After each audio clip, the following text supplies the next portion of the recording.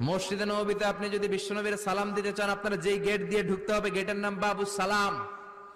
বাবুস সালাম দিয়ে যদি আপনি ঢুকেন, বিশ্বনবীর সালাম দিতে পারবেন। ওইটাই হলো মসজিদে নববীর প্রথম কাতার। লাইনে দাঁড়ালাম, ঢুকলাম।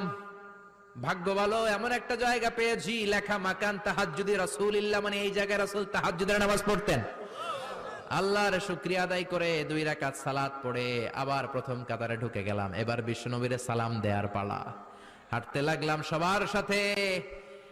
রাউদাতুম মিন রিয়াদিল জান্নার পরে ছোট্ট একটা জায়গা, এই জায়গায় সাইয়েদনা ঈসা আলাইহিস সালাম দুনিয়াতে আসার পরে, দাজ্জালকে হত্যা করার পরে 40 বছর দুনিয়াতে থাকার পর যখন ইন্তেকাল করবেন, বিশ্বনবীর বাম হাতের এই পাশের জায়গাটাতে ওনার সেখানে কবর দেয়া হবে। সুবহানাল্লাহ, ছোট্ট একটু জায়গা, কবর দেয়া হবে সেখানে। হাঁটতে লাগলাম, এরপরে বিশ্বনবীর কবর, লেখা মুহাম্মদ রাসূলুল্লাহ সাল্লাল্লাহু। যেই নবীর কথা ছোটবেলা থেকে এতদিন পড়লাম, যেই নবীর হাদিসগুলো শিখলাম, যেই নবীর জন্য আমরা দেহের তাজা রক্তটুকু বিলিয়ে দিতে পারি কি পারি না, ওই নবী নাকি এই জায়গায় শোয়া। কোন উম্মত এই কথাটা চিন্তা করে ধৈর্য ধারণ করতে পারে? নিজেকে সামলে রাখতে পারে না, বুক ফেটে কান্না আসে, চিৎকার দিয়ে নবীরে ডাকতে মনে চায়, কিন্তু ডাকা যাবে না, কারণ লেখা লা তারফাউ আসওয়াতাকুম ফাওকা সাউতিন নবী। খবরদার, এটা নবীর দরবার।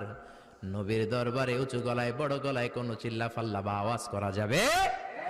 দাঁড় দাঁড় করে মানুষ চোখের পানি ছাড়ে, চিৎকার করে কাঁদতে পারে না। বিশ্বনবীরে চিৎকার করে ডাকতে মন চায়, ডাক দিতে পারে না, চোখের পানি ছাড়ে। আর বিশ্বনবীর সালাম দেয়, সামনের দিকে হাঁটে। বিশ্বনবীর কবরের পরে সাইয়েদনা আবু বকরের কবর, তারপরে সাইয়েদনা ওমরের কবর, তারপরে যেই দরজা দিয়ে বের হবেন দরজাটার নাম হলো বাবুল বাকিয়া। এই দরজা দিয়ে বের হলেই সামনে মাকবারাতুল বাকি, বিশ্বনবীর পারিবারিক কবরস্থান। চিল্লায় বলেন আল্লাহু আকবার। এজন্য লা তারফাউ আসওয়াতাকুম ফাওকা সাউতিন নবী, খবরদার, নবীর কণ্ঠের চাইতে যাতে তোমাদের কণ্ঠ বড় না হয়। নবীর দরবারে বেয়াদবের মতো